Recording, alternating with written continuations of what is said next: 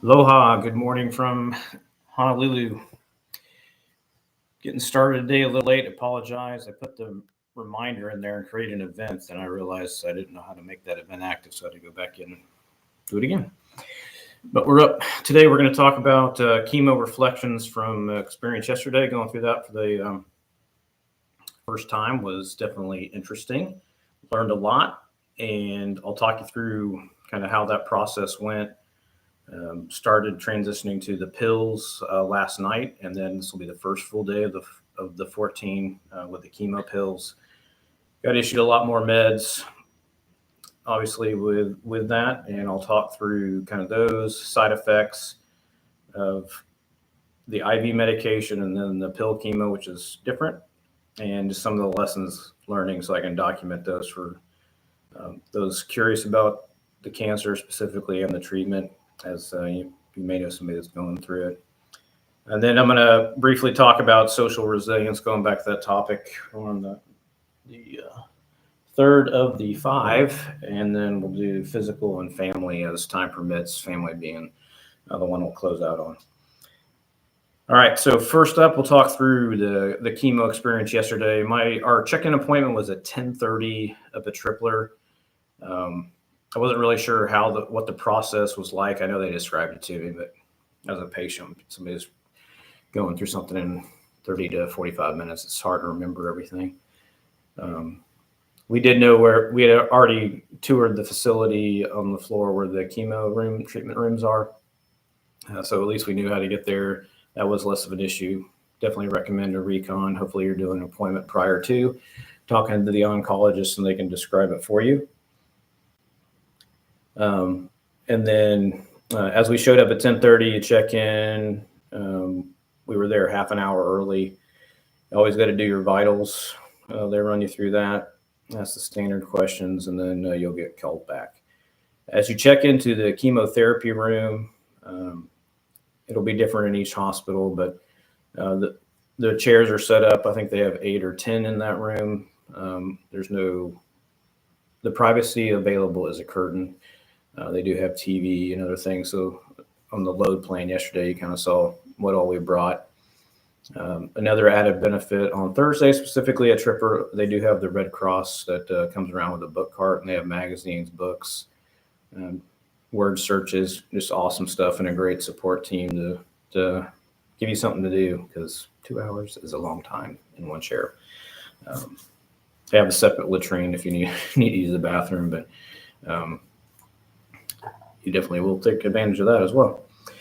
It takes about 30 minutes because the first thing that they're going to do is they check you in. You go through, obviously, scan your band, verifying all your correct information. They check you're getting validated on your labs prior to. The first medication they bring out is the anti-nausea and some other medication that you take, and those are pill forms. I think it was like 4 or 5 pills of 2 different medications. They give you 30 minutes of that to basically get in your system. And then they also ran a line, and a lesson learned from the lidocaine. The press and seal, great technique. Didn't get any on my shirt. It numbed, obviously, the surface, but I'm also, obviously, you've probably seen the pictures, but it's still bruised pretty good. And I have the super glue still on my incision point. So those are a little bit tender. And they've got to work around that. So you just got to expect that may be a little painful if you're starting as quickly as I did. And I asked him not to tell me. I obviously have fear of needles, so I was looking the other way. But man, when he hit the subsurface, I definitely felt the pressure of the needle going into the port. So a little bit of a shock, but hey, it is what it is, and you just got to deal with it. They cover a very protected environment when you're doing that. Both you and the nurse are wearing masks. They have additional clothing on. It's all about keeping it clean, protecting against infection. The only time that port's used is by the oncology team, like I mentioned yesterday. And I'll talk you through kind of if you need to go to the hospital and the things they give you when you get a port. I forgot to cover yesterday. I'm now a card-carrying member of being able to medically identify myself and ensuring that people that I'm around, if I'm unconscious, can inform providers of of the location and of my cancer, just to help aid them in how they may or may not treat. I would also recommend that you carry a list of the medications that you're on, consolidated, so they know kind of where you're at. Any military facility will be able to scan and see your medical records and MH Genesis. The challenge is that if you have to go for care at a civilian medical facility, my chart doesn't see that, and they may not know. So the quicker they can get the information, the quicker they can triage, and then specifically for infection, ensuring that they're giving you the right stuff to fight the infection as far as antibiotics. After the meds had soaked in for anti-nausea, that's when they brought out the chemo. I don't kind of go specifically in what that is. One thing I didn't realize is that although they had ran a line for basic IV fluids, the specific chemo that I'm on, it's oxaliplatin, sorry, so learn how to pronounce it. It can't interact with the IV fluids. It does have fluids in it, and you obviously are taking the whole bag of the IV chemo. I just had some ignorance going into it. I was well hydrated going there. I mean, I think I went to the bathroom that 3-hour block peeing about 4 times. So definitely hydrated. They hooked up the line. It's a 2-hour timer, so it takes 2 hours to take a bag of oxaliplatin. No allergic reactions. You feel a little different, obviously, because you're taking fluids. It's going straight into the port, and then this scar up here on my jugular. That line runs basically. Sometimes you can see it. Hang on, getting this camera light, but it runs straight up from here into my jugular, and then that goes down into your heart. So you're gonna have that sensation of fluids coming in you. I didn't have anything other than that initially, and then you're sitting there for 2 hours. Lesson learned for me. I've talked to folks on the phone, text, which has helped keep me distracted. Talked to Amber, obviously, quite a bit since she was there. Looked at the book stuff, went to the bathroom, learning some patience and just grace for myself of dealing with that. The chairs aren't that comfortable. They do recline. And my temperature, probably due to anxiety, maybe the chemo, and just the room. I had my chemo blanket with me, but it was kind of on again, off again, because I start to feel warm, and then I take it off, feel cold again. So it's going to be a give and take on where you're at with that. Drink water. I will have to do that differently now that I've had it the first time, because the oxaliplatin cold diathesis, I'm not saying that right, but has already kicked in. It didn't during the session, but like after that, within minutes, I already started feeling that. So, and that really is just your different parts of your body may feel and be very sensitive to colds. That includes cold air, cold drinks, cold food, cooler, cold outdoor temperatures. The sensations you may feel is tingling, numbness, stiffness, or tightness in hands and feet, tightness in your throat or jaw, difficulty swallowing, abnormal sensations in your tongue, difficulty breathing, like you can't catch your breath, chest pressure, and the list goes on. And I've got to find a way. YouTube doesn't allow you to upload like Word or PDF files.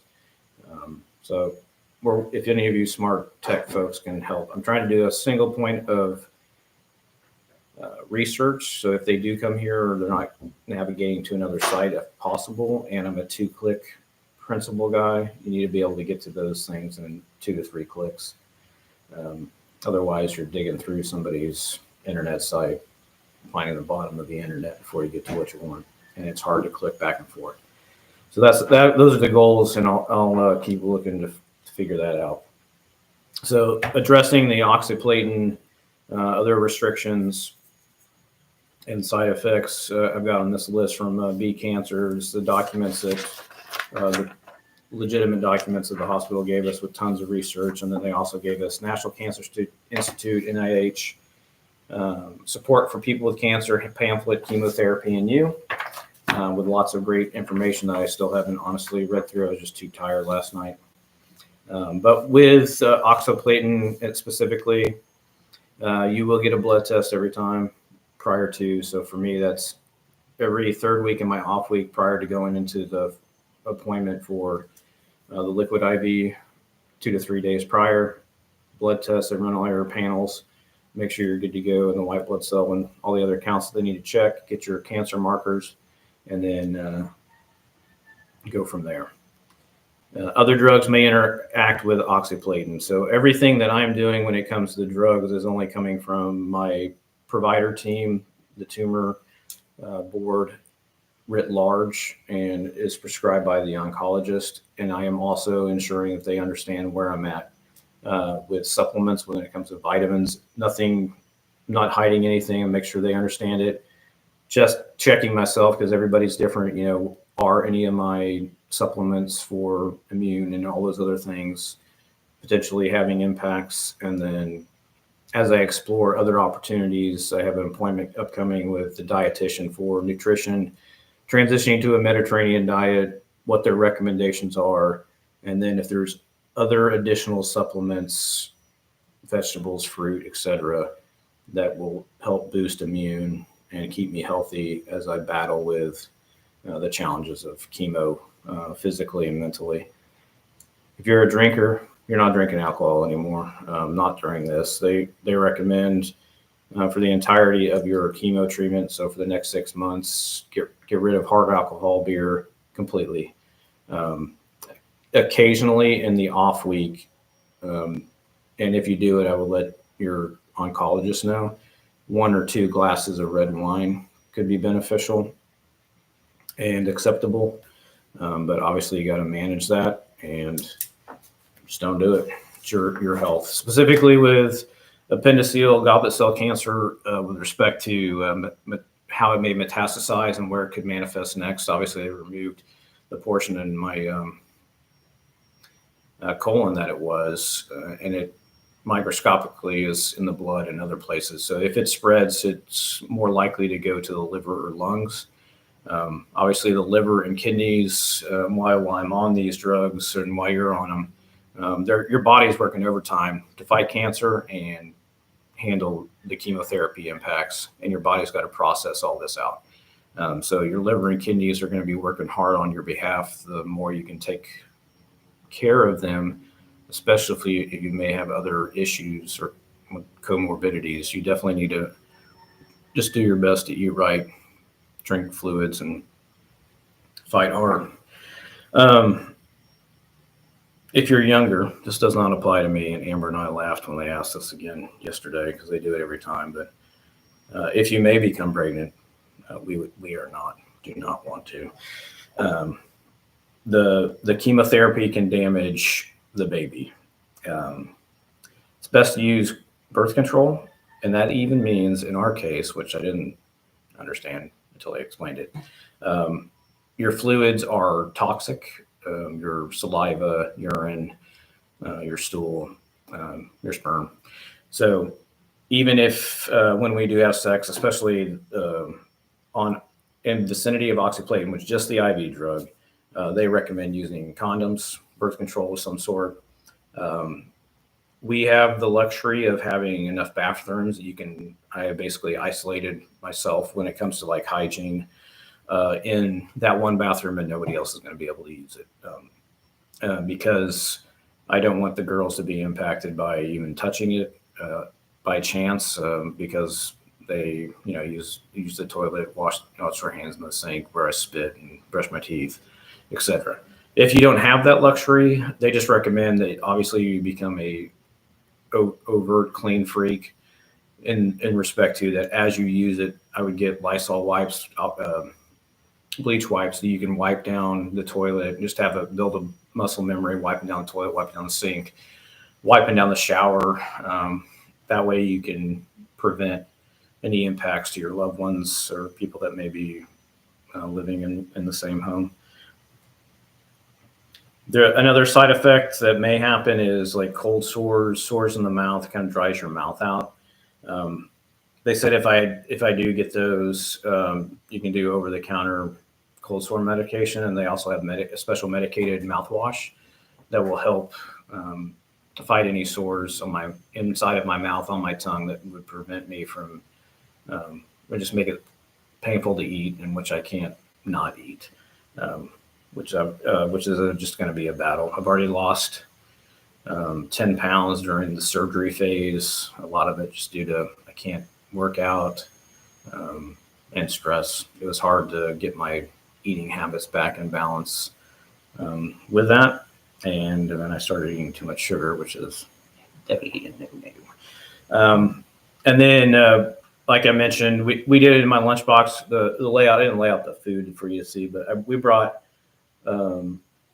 apple juice. I recommend portion size. This is a really good brand, but I'm not going to sell it to you. But 100% apple juice, keep the sugars low. But this is great because if your blood sugar starts to drop, or just me specifically, that 10:30 timeline. I mean, we didn't get in the chair until then the IV flowing probably at noon. So 11, we were doing all the paperwork first time, obviously. 30 minutes for the nausea medication to kick in. They issue the bag from the pharmacy along with all the other stuff because it's day of issue, and then line you, and then you're there in the chair for 2 hours, and you got another flush the lines and make sure you're good. So it's a full day experience. Buckle up, bring snacks, eat good before you go. I had a protein smoothie in the morning early after my walk, which we usually do. Kept that rhythm, had breakfast, which is usually eggs and some spinach and vegetables, and then we kicked out to the hospital. My mistake was like I didn't feel bad, and I didn't program kind of a asthma check at the 1 hour mark, which next time we definitely will. Drink fluids, whether it's that or Gatorade Zero at room temperature for sure, with a straw, and eat a little bit, and that can push me through to the final hour. I felt good all the way up until like about the last 15 minutes. And then as the bag was cleaning out, I started to get a little bit lightheaded and just feeling different, a little off. Not to the point that I would pass out, but kind of like after a really hard workout where you're just spent, you feel dehydrated, and you gave it all. I think that snack midway would have helped quite a bit, and we'll do that next time. And then I ate again at the end. For yesterday, I ate at the end about as soon as I started feeling that, and that kind of boosted my blood sugar back up. Had a peanut butter and honey sandwich that Amber made me, the apple juice, and then we saved the Gatorade for when I got home. I would definitely, if you're a Gatorade drinker or Crystal Light, whatever you got, is your preference for hydration, you're going to need to hydrate hard before, during, and after. I was talking to Amber. I mean, I came home and I just had to sit down, but as I hydrated through that 32 ounces of Gatorade, it kind of brought me back to good, because it literally felt like my muscles and my body was fatigued. It wasn't like a brain fatigue or I needed to sleep. It just felt like I had done a really hard, functional fitness workout or ran 5+ miles, and my body just needed recovery time. So I expect that every time. And obviously for oxaliplatin, if you're in the level of risk that I am and you're going past the 3 to 4 rounds and you're going past 6 rounds, I'm going to 8. They said statistically number 6, 7, and 8 are going to be exponentially worse in all these side effects, which gives us time as we start to learn how my body responds, is to build risk mitigation, support techniques, realistic expectations, and then obviously get ahead of the effects on the backside by preparing and doing everything we can spiritually, mentally, and physically to be ready for the challenge. And that's what we're going to do. And then, so I covered the cold sensitivity. Lessons learned as I got home, it got progressively worse. Felt it this morning. And as I mentioned yesterday, I already had like nerve damage in my fingertips from Ranger School, getting close to frostbite on the first two knuckles, basically inside the hand. I started feeling neuropathy in my hands first because I washed my hands with cold water, and it wasn't even ice, or it was just cold. And it was like, oh shoot, you got to warm the water up when you do that. It'll mitigate it. It's not like debilitating. It's somewhere less than like being out in a cold quite a bit during the winter, and you got to get that numbness and then the needly feeling when you come back inside, kind of a windburn feel. It's less than that. It just, you obviously feel it is irritating. With my fingers yesterday, it was mostly in the back of the nail beds for some reason, and then it radiated to hand cramps in the palms. And then I was getting like jaw pain, and I had to eat very small bites for dinner, and I had to transition to a straw for my Gatorade and anything I was drinking at room temperature, or coffee, hot coffee and teas. Don't bother at all. Anything that's warm and above is going to be good. But even trying to gulp a Gatorade, because I forgot that this was a side effect. The big drink, like my jaw cramped. I didn't get the sensation my throat was closing because it wasn't super cold, but that's also a potential side effect. So if you drink with a straw, you're going to drink less fluid. Take your time, small slurps and bites, so your jaw doesn't cramp up, and then you'll be better off. After I got through that Gatorade, the cramps were more manageable and really just in the hands, nothing in my feet yet. Did use the creams last night. Definitely recommend those. The arthritis medication with like the painkiller for your hands and feet. It's only once a day, so if I were you, I'm prioritizing it before I go to bed, so I can sleep better. And then the other cream, the urea cream, is for redness and dry skin. I'm starting just building the habit now. Obviously, it's not going to instantaneously dry out my skin, but I do have athlete's foot and tons of calluses from running and rucking and just being somebody in the Army working out. Same with the hands. So I'm going to be doing that 3 times a day. Your hands may start to get red initially or first, and that may be all that happens. But they did say there's like dry cracking skin that goes to like severe level where it delays treatment, which you definitely don't want. I don't want. So keep using the creams, build that muscle memory. They'll always give you more.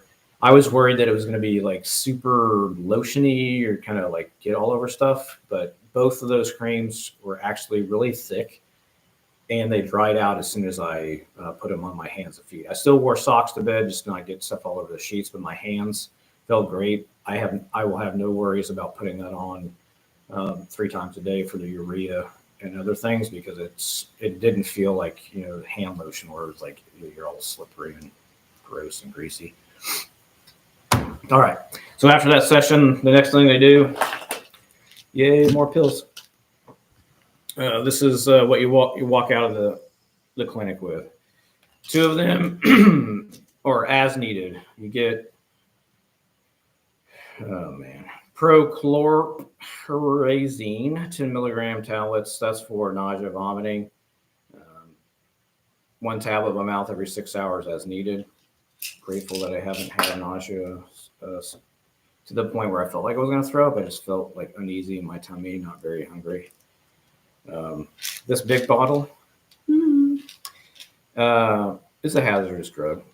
Definitely don't want anybody else taking it. This is the other chemo, the pill form, the capecitabine. This is going to be my 14 days of pills. So the IV is only 1 day of the cycle.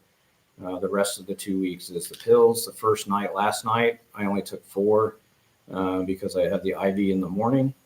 And then every subsequent day, you're taking 2 days doses, 1 in the morning, 1 at night, 4 pills each. So part of the problem of eating a lot, not only is nausea caused by the drugs, but you're filling your belly with this stuff.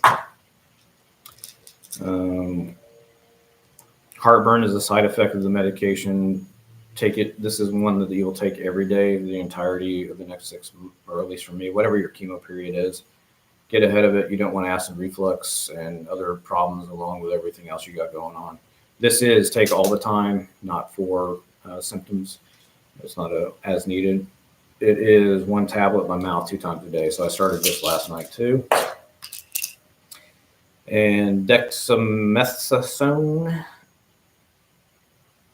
This is the nausea medication with some other goodies in it. But I think it helps pep you back up after the fatigue of the oxyplatin. It's only for 2 days.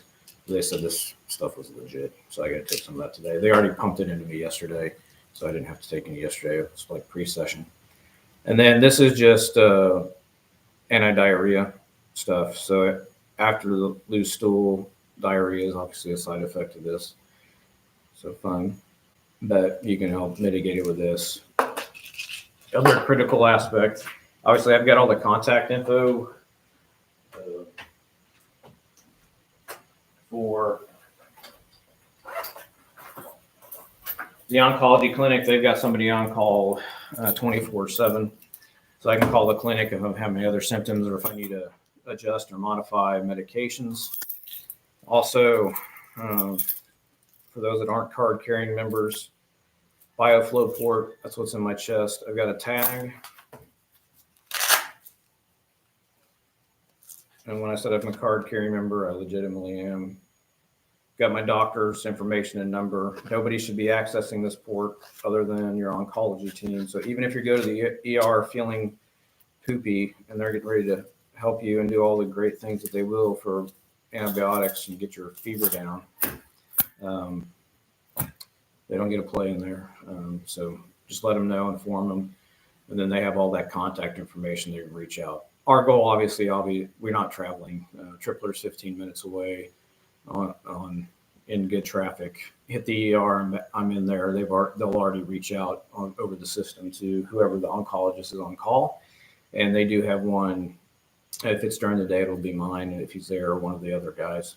And then they've got the ability that I can call directly into whoever's on call at nights and weekends to get questions answered. All right. Cancer is fun to learn about.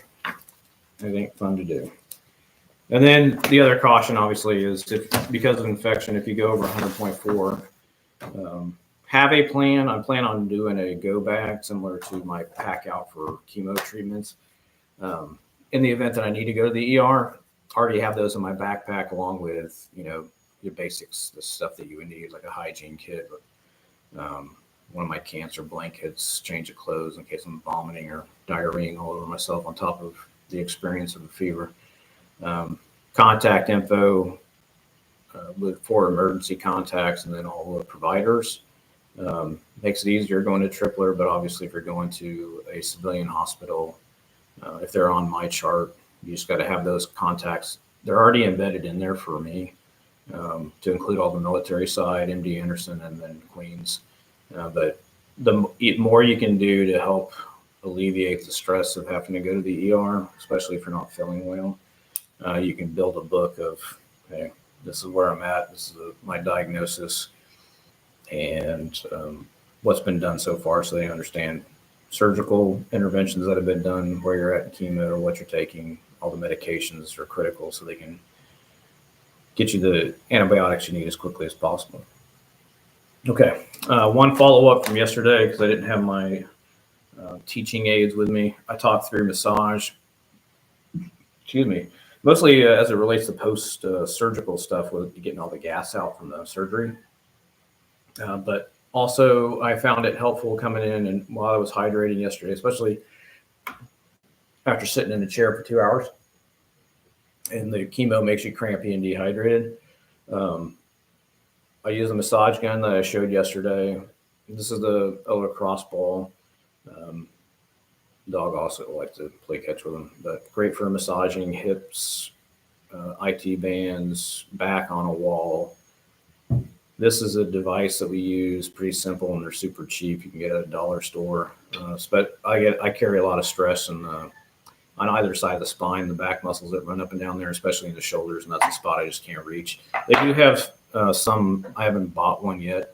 I don't know if I will, but it looks like a J hook, like a really big piece of metal. So if you can't, obviously you don't have a awesome wife like I do, or you're single, or I might get it just so I can have it at work. It basically reaches back there. You can get all those shoulder knots that form that you can't do on your own, obviously, with your own reach, unless you're double jointed or something.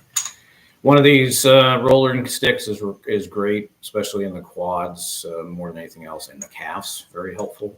And the foam roller type that I use, I mentioned because it probably didn't describe it very well. Something with knots on it, semi-firm. I don't like the super hard ones. That's just personal preference. I have a soft and a hard one. But anything that's going to help you, that's great for loosening up the muscles, realigning my spine, getting it to pop. And then there's several stretches I use habitually that help me keep those discs in my back that are jacked up in the right places. All that's just so you can continue to be fit, maintain flexibility. For me, I need to do that so I can maintain as much feeling as possible with the nerve damage I already have, so I can feel the pain, so I know what I need to do to either treat, slow down, rest, all those great things. And then on the sleep side of it, my CPAP does monitor sleep scores. You can get an Oura Ring watch, varying degrees. Oura Ring and watch balance out each other because neither of them are the most effective. Obviously, don't get a CPAP if you don't need one, but it gives you great score charts and analysis daily. It's not the be all end all, but at least gives you kind of a metric of, maybe I shouldn't go so hard today in the workout, or maybe today at work, I'm going to have to take a break for a longer time or take a nap or leave early. Last night, you can't even see that. Got a 91, which is good. I've had some much lower than that recently. So make sure you're wearing your CPAP properly. I was concerned that yesterday because it obviously blowing air. Thankfully, I have one that's it's heated in the tubing and it has water reservoir, so it's going to be warm, humid air. So the effects of like air blowing into my throat didn't feel like anything was closing up because it is heated and humidified. It felt great. I slept great. Got over 6 hours, which is phenomenal for me. All right. Next up, a couple other side effects that I'll talk through. I already talked through the fluids and using straws, toxic fluids out of your body, at least for the first 3 or 4 days. And they did say the neuropathy, cold sensitivity is mostly associated with the IV drug. So oxyplatin. After about 3 to 4 days, it does start to wear off. So I'm hoping this gets better. And if this is the worst it is, awesome. But it also kind of elevates over the second, third, fourth day, and then it kind of goes back down in the valley. So I'll continue to chart that. It's going to be different for everybody, but at least you'll have an experience based on what I'm going through, and then each iteration we'll chart to see if it's worse or not. I probably will go at least patchy bald, if not bald. It's kind of hit or miss with oxyplatin and this other chemo. I'm going to wait and see what happens. I mean, I'm obviously already starting to lose my hair and get gray hair. Not a major concern for me. I really don't care. But if it does, I'm obviously going to shave my head because I don't want to look like I've got some sort of skin rash or something like that, or just look weird if you've got holes of no hair all over your head. So prepare yourself, embrace yourself for seeing me bald in the future. Okay, I want to go over social resilience real quick, and this is hopefully will be encouraging to you all. It is encouraging to us for all the support that we've been getting. So thank you. We appreciate it. And we'll continue to keep you all updated. All right, this is my handy dandy graphic that you can't quite see all of it but going back to the Army resilience model, this is the social aspect of it, and we're working our way clockwise around family. Social resilience is the ability to maintain strong, supportive relationships and connections, which are vital for overcoming challenges, thriving in the face of adversity. In my Facebook post, I went through Ecclesiastes 4, 9 to 12, how critical it is to have somebody with you to help catch you if you fall. 3 braids are stronger than 2.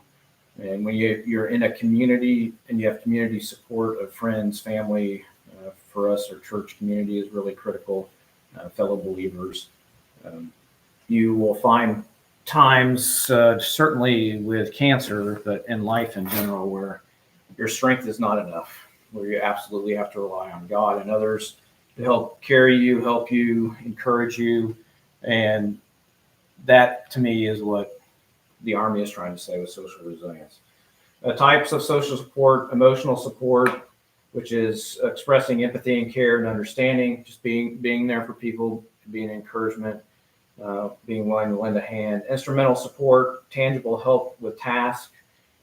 It's more than just the Facebook post or whatever. If you're physically capable and have the time and the wherewithal, it's not training you, then just showing up and with little things is awesome. Or just showing up and sitting with somebody and talking is a great way to help somebody in a dark time when there's a ton of unknowns. And it's not because you know what's going on, and even if you experienced, it's not their experience. Just being there, just being a good dude, good lady. Information support: advice, guidance, and info. That comes with the territory. As a commander or leader, it isn't that you necessarily you walk in their shoes. You really got to be an expert at knowing where the resources are, who the key players are in the medical support community, EBH, environmental behavioral health, substance abuse, if that's part of the issue, Army family support, financial planning support, AER. Know all those things up front. Make sure your company commanders know them, because they'll be the ones moving around doing it. Same with PL and platoon sergeants. A staff ride of your installation and knowing where those are, making sure they have the contact information. They met them before the crisis. They know how to do it 24/7, and they have navigated all of those things and have a quick reference guide if your installation doesn't prepare it, of how they reach out to all those resources from before an event, like mitigated preventive measures, in the crisis, how do you respond for soldiers and their family members, post-crisis or during crisis support, soldier readiness unit transitions if that's part of the potential requirement, supporting families for medical travel if it's a treatment or evacuation off your installation, and what that means, compassionate reassignments if required. All those things aren't necessarily taught in institutional level training, and some of them are different at the each installation level. So make sure you know that. And the more critical part is the relationships and knowing who to reach out to, because they are the subject matter experts, but you got to get them there. You got to know how to navigate kind of a flow chart of, if and then, yes and no type things. Might be helpful for folks that are inexperienced in it. And then ultimately, you also have to become an expert in understanding law enforcement involvement, CID, and other organizations outside of that. Civilian, legal, and law enforcement will become part of potential cases. You're going to experience it at every leadership level. And then also like the chapter MEB process and how that works for folks.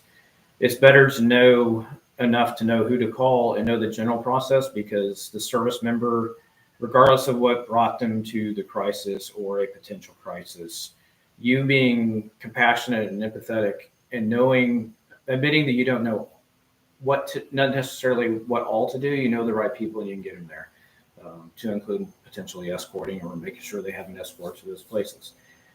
And that will help lower the stress, along with how you respond, along with your non-commissioned officers and officers, to help take care of people, because that's what we got to do.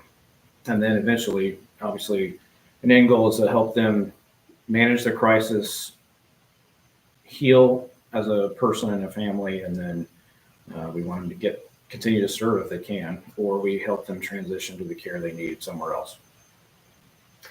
And then finally, appraisal support, encouragement, feedback, validation. This is one of the things that I definitely need to work on. We're quick to correct folks or get them moving in the right direction because we're just, next objective, hard charging. Take time in the process, even prior to any issues. When you build those relationships and you're interacting with people, encouraging them, giving them positive, constructive feedback as they continue to grow as a leader and mentor them, and validate them, then when things start to go sideways, they're more apt to trust you. Um, they felt like they belong and they have a sense of support that they're going to reach out to. It's just like raising kids. If they don't feel safe, secure, trusting, and trusted in their home, some of these problems will be kept below the surface until they metastasize, for lack of a better term, no pun intended for cancer, uh, into something that's really hard to solve, and it starts to snowball on them. They feel like they're getting out of control. And life is a community sport. It's a group sport. And we're all on the same team, whether you're in the Army or not. It's just your local your family, your local community, your church. We can do a lot to help others um, talk through their situations and look at them realistically, logically, from a different perspective than you do when you're necessarily under stress and in crisis. So that's kind of what I took from that. I think a big part of how you see your social and cultural groups are critical. Obviously, as it says in the Bible and many other things, who you choose to be friends impact how you see the world, how you see crises, and bad company corrupts good morals. So keeping the right group of friends around you that you can trust, your inner circle, obviously your accountability, your board, your accountability partners, and honest, open communication about where you're struggling at across the board, so they can help you, not necessarily give you advice or develop solutions, but they can walk with you through it and then help you, encourage you, and give you feedback on the plan of attack you came up with and whether or not it's working, or maybe there's a different way to adjust fire on that. All right. And then specifically, kind of transition from there, from a spiritual aspect of it, I found something very encouraging. I just wanted to share as we close this out. And I'm kind of running long. I apologize. My reading for today, although not purposely chosen, just kind of came up, at least for the psalm today, was Psalm 23, which is obviously pretty fitting. I won't read you the whole psalm, but the study Bible I use for Chuck Swindoll has a little write-up for Psalm 23. And one of the things I found encouraging is I kind of have researched the Corrie ten Boom story and was watching something on Angel Network yesterday about her. In the hiding place, when Betsy ten Boom is dying, she utters to her sister Corrie, "There is no pit so deep that he is not deeper still." The Christian life includes deep shadows, but the sheep can walk with confidence, knowing that the shepherd has not yet made his first mistake, and he never will. I found that very comforting. Not only the scripture, obviously, Psalm 23 is one of my favorites, but man, to walk through what that family did in concentration camps after trying to help save Jewish families getting out of Holland at the time. Is harrowing, it's hard, and they kept their faith in such a deep darkness all the way to death for Corey's sister and her father. And then she lived a life of just character and bearing witness to God's work in that situation. And then I will read a little bit more from this one, though. This is my devotion that I have for this year. It's Wisdom for Today, Chuck Smith, short devotion, daily thing. But it made me think of when I first learned about that I was diagnosed with cancer. And life, sometimes the circumstances are just cray. And it's titled Pray, Reason, and Commit. And it's using John 12:27-28. "Now my soul is troubled, and what shall I say? Father, save me from this hour. But for this purpose I came to this hour. Father, glorify your name." At no time would I have ever thought I would be diagnosed with cancer. You know what cancer is. And then as the diagnosis continued to get worse, of the type of it was with appendiceal goblet cell adenocarcinoma or whatever it is. It just kept taking hits, and then you're going into surgery, and you're going into another one, and then you're finding out from the surgery and the pathology that you need chemo and you need lots of it, and you're high risk. Jesus even struggled with this in the Garden of Gethsemane. He knew his mission. He knew what he came to this world for, and he finished the mission. But it doesn't mean he didn't struggle. And Chuck recommends, or he reflects on this verse and talks about three things that Christ did in that circumstance. First, he prayed. The prayers from Christ in the Bible are phenomenal. The prayers of the saints and the apostles are great. And there are great ways when you don't know what to pray to use their words, pray their words. He cried out to God. He did ask to be saved from this hour, but he also submitted to God's will. And that's a hard part of the Christian life. It's a hard part of dealing with cancer. We celebrate and we get on the mountaintops like, yeah, man, the success is amazing. God's blessed me. And then you go through a valley and you're experiencing a challenge that may take your life, or at least shorten it quite a bit. But God's will is what's best. You can, and people ask, how can you smile? How can you have joy? It's only because of Christ. And it's not because of, this doesn't hurt. The treatments don't hurt. They don't feel good. Surgery ain't fun. But the joy of the Lord truly has proven to be my strength in those tough hours. The prayers and support and encouragement from you all in our church. And I have faced a lot of challenges. We all face a lot of challenges in life. The Army brings you to challenges because those crucibles, just like for refining gold, you get it put in the fire, and they're getting rid of the dross, the crap that makes the metal less pure, and they're building strength of character of your organization, strength of character of the leaders to lead better. So when you step into combat, you're ready.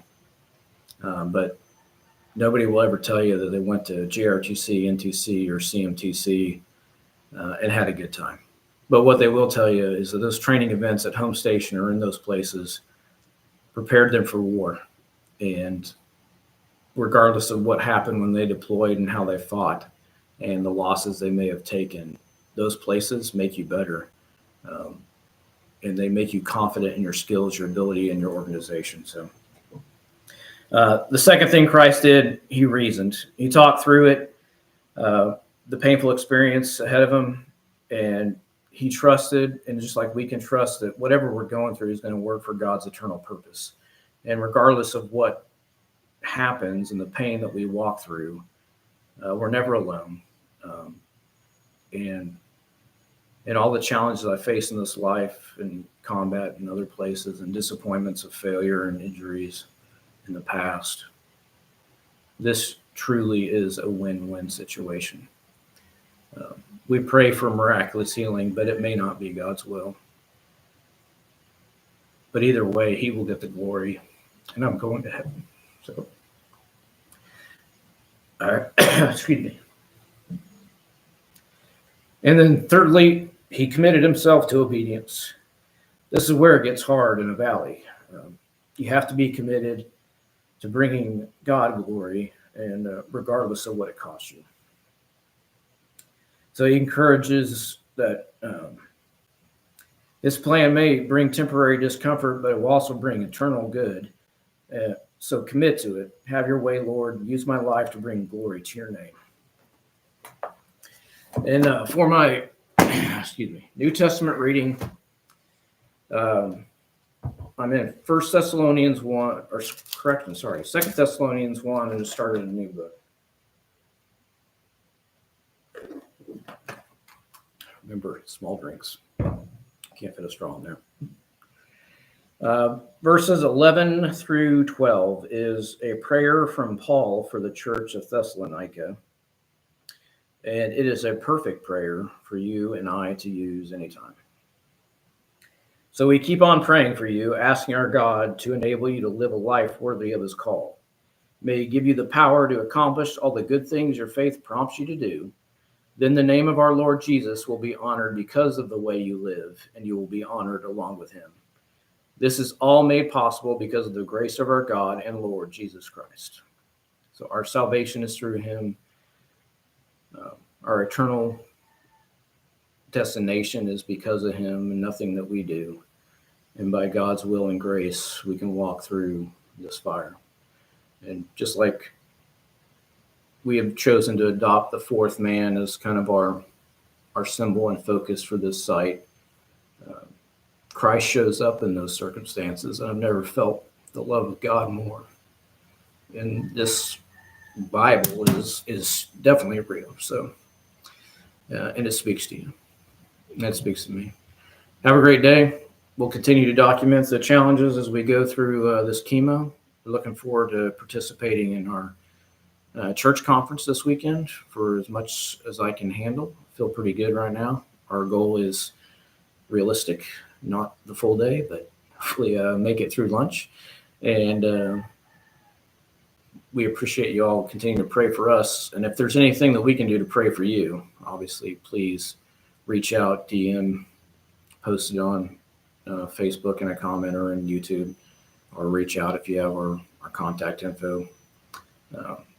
We appreciate the opportunity to intercede for anyone because we aren't the only one in need as well.